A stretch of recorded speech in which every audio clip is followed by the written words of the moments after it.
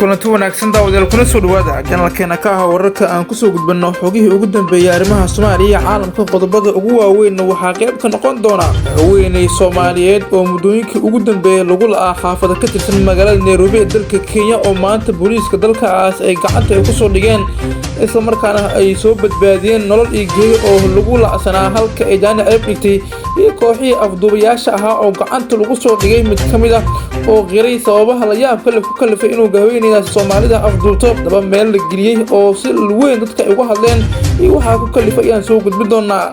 qodobada kale waxa qayb ka noqon doona golaha midowga musharaxiinta mucaradka ah oo laga dalbaday inay soo bandhigaan hantidooda ka hor doorashooyinka dalka ka dhacaya waxa su'aalo la gelinaya sababta arrintaas ka dambeysay waa kuma hadaba shakhsiga sida weyn arrintaas banaanka u keenay doonaya in midowga musharaxiinta iyo siyaasiyiinta kaleba ay banaanka soo dhigaan hantidooda waan soo gudbin doonaa sidoo kale waxaad daawan doontaan oo qodobada kale qayb ka noqon doona wararka waaweyn ee arrimaha diblomaasiyadda ee caalamka Soomaaliya iyo Itoobiya waxay kala saxiixdeen heshiis arrimo ku saabsan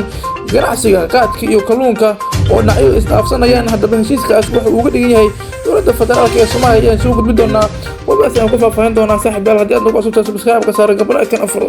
oo share garay saaxiibada meelkasta joogan idinku markaas kumantiga like inoo reebaya aad baad u mahadsantihiin aanu ku bilaawno magaalada Nairobi ee dalka Kenya waxa maalmihii la soo dhaafay ku soo badanaya afduubka loo geysanayo haweenka Soomaaliyeed ee dalkaas ku nool waxaana haweenku la sheegay in markaas loo haysto lacag madax furasho ah kooxaha markaas qowleysada ay ku doonayeen waxa haatan la soo warinayaa in la helay mid kamid ah haweeneydii sida weyn loo baadigoobayay isla markaana nolol iyo geeri lagu laa wararka laga helayo magaalada Nairobi ayaa sheegaya in gabar kamid ah hablo Soomaaliyeed oo la afduubtay nolol lagu helay xafsa Maxamed Luqmaan oo 23 sano jir ayaa laga qafaashay xaafada lagu magacaabo Kamukunji ee magaalada Nairobi waxaana maanta booliska ay ka heleen meel cidla ah idoona ay ku xirneed guri ku yaala deegaanka lagu magacaabo Mataboni booliska oo ku raajoogay afduubayaasha gabadhan ayaa sheegay inay kaligeed ku jirtay guri lagu xiray oo lagu tagay xafsa waxaa la geeyay saldhigga booliska si loogu qoro xaaladeeda iyo sida markaas afduubkeedu u dhacay ayadoo uu socday baaritaanka saacado waxaana kadib loo qaaday isbitaal xafsa ayaa la afduubay 25 bishan maalin Talaado ah ayadoo markii ugu horeysay lagu arkay dukaan kabaha lagu iibiyo oo ku yaala dukaanka markaas ama deegaanka Kamukunji ragga afduubayaasha ayaa dalbaday lacag 5 milyan oo shilinka Kenyaanka ee madax furasho ahaan lagu sii deyn karo ninku eedeysna afduubka iyo jiidilka xafsa ayaa la sheegay inay qabteen booliska ayadoo markaas ay socoto baarista kiiskan oo cabsi weyn ku abuuray Soomaalida ku nool magaalada Nairobi gaar ahaan haweenka Soomaaliyeed oo maalmahanba la sheegayo in xaalad cabsi ay la soo dirisay kadib markii kooxo afduubayaal ah iyo qowleyso ay u soo dhigteen inay ka ganacsadaan jirkooda iyo nafsadoodaba wali waxa la socotaan oo daawanaysan janalkeena ka wararka helmaam subscribe ina saarto gabadha kana furtaan oo la share gareysaan saaxiibadii meel kasta joogan idinkoo commentiga laagana inoo reebaya aad baad u mahadsantihiin markaana siyaasiga mucaradka ee xisbiga wajir Cabdiraxmaan Cabshukuur Warsame oo ka qayb galay dood lagu qabtay barta Twitterka Space ayaa ka hadlay arrimaha doorashooyinka gaar ahaan tartanka adag ee lagu jiro xilka madaxtinimada ee Soomaaliya Cabdiraxmaan Cabshukuur oo ah hogaamiyaha xisbiga wajir ayaa sheegay in dhammaan musharaxiinta loogu baahan yahay inay shacabka u soo bandhigaan hantidooda ka hor doorashooyinka Soomaaliya dhawaan ka dhacaya dalka siyaasigan ayaa hoosta ka xariiqay inay muhiim tahay in la ogaado hantida qofka ka hor qabashada xafiiska si loola xisaabtamo haddii uu yimaado ku tagriful awoodeed musharaxiinta u tartamaysa kursiga ugu sareeya Soomaaliya waa in shacabka ay u bandhigaan hantidooda ka hor doorashada iyo qabashada xafiiska si loola xisaabtamo haddii ay ku tagrifilaan hantida shacabka ayuu yiri Cabdiraxmaan Cabshukuur sidoo kale wuxuu intaas ku daray in loo baahan yahay xaqiiqda isla markaana la sameeyo guddi la isla ogol yahay oo baaritaan dhab ah arrintan ku sameeya waxa kale oo intaas ku daray in haatan Soomaaliya ay sameeysanayso kobac siyaasadeed loona baahan yahay in la horumariyo dadka iyo dalabkaba Cabdiraxmaan Cabshukuur waa musharaxii ugu horeeyay ee dhaqaale weydiisay shacabka Soomaaliyeed si ay garab ugu helo maadaama uu qayb ka yahay musharaxiinta uu hamiga ku jiro kursiga ugu sareeya dalka Soomaaliya ayaa haatan ku jirta marxalad kala guur ah waxaana ay u diyaar garoobaysaa doorasho guud oo isugu jirta tan baarlamaanka iyo mid madaxweynaha qabiil dhexe janalkeena ka wararka ayaan soo gaaray daawadayaal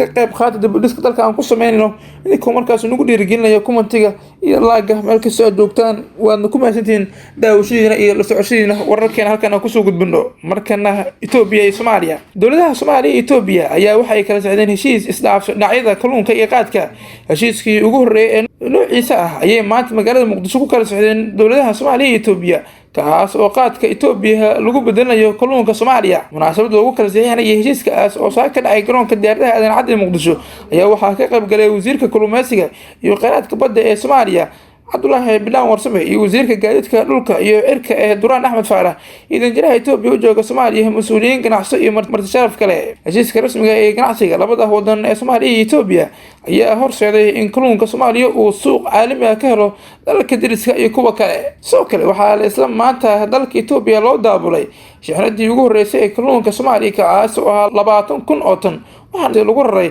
laba ka mid ah diyaaradaha shirkadda Ethiopian Airlines oo isla maanta qaad ka soo dejisay garoonka diyaaradaha aadan cadde Muqdisho. heshiiskan cusub ayaa kusoo aadaya toddobaad kadib markii wasiiro ka tirsan dowladda federaalka iyo koox ganacsi Itoobiyaan ah iyo Turkish ah ay booqasho howleed ay ku tageen degmada qadiimiga ah Warshiq ee gobolka Shabeellaha Dhexe, iyagoo markaas kormeer iyo dhindheen ku sameeyay fursadaha maalgashiga iyo ganacsiga ee kalluunka dalkeena. si kastaba ha yeeshee, heshiiska maanta lagu kala saxday Muqdisho ayaa kor u qaadaya dhoofinta wax soo saarka dalkeena iyada oo markaas uu hoos u dhigi doono dhaqaalihii xad dhaafka ahaa ee qaadka kaga bixi jiray dalkeena, isla markaana uu cusub u furay ilo dhaqaale iyo isdhaafsi ganacsi ee badeecadaha Itoobiya. wararka arrimaha caalamka ee diblomaasiyadda ayaan eegaynaa markaan saaxiibayaal, hase yeeshee waxaan ka codsanaynaa in aad subscribe-ka noo saataan, gambaleelkana aad furtaan una share gareysaan saaxiibadiina meel kasta ay joogaan, idinkoo commentiga like inoo reebaya. aad baad ugu mahadsantihiin la socoshada iyo ka qayb qaadashada barnaamijyada halkan aan kusoo gudbino iyo macluumaadka ku saabsan Soomaaliya iyo caalamka. dib u dhiska dalkana waa muhiim, fadlan adigana muwaadin ka qayb qaado oo nagu dhiirigeli in aad subscribe-ka inoo saarto. markaana arrimaha diblomaasiyadda ee caalamkan waxaa ugu waaweyn shakhsiyaad ka tirsan ciidanka markaasi baaruushaadka ee dalka Ruushia oo geeriyooday ugu yaraan 7 qof ayaa ku geeriyootay 13 kalena dhaawacyo ayaa soo gaaray kadib markii ay diyaarad rakaab ah ku burburtay dalka Ruushia. diyaaradaas waxaa la sheegay inay la socdeen koox ka kooban 20 qof oo ka tirsan ciidanka markaasi dalaalayaasha ama markaasi baarshuudka kaga soo booda diyaaradaha ee gobolka lagu magacaabo Kamarova.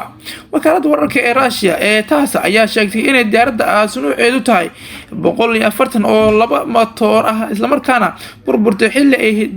degenaysay ama xilli ay ka degeysay garoonka ku yaala dalka Ruushka. waxaana saraakiisha ay sheegeen inay diyaaradaas burburtay kadib markii uu u shaqeyn waayay mid ka mid ah labadeeda matoor. ugu dambeyntiina madaxweynaha dalka Mareykanka Joe Biden iyo dhigiisa Israa'iil ee xilka kasii degaya Rufeeno Ravia ayaa la filayaa inay kulankooda ugu horeeyay ku yeeshaan aqalka cad ee looga aramiyo dalka Mareykanka.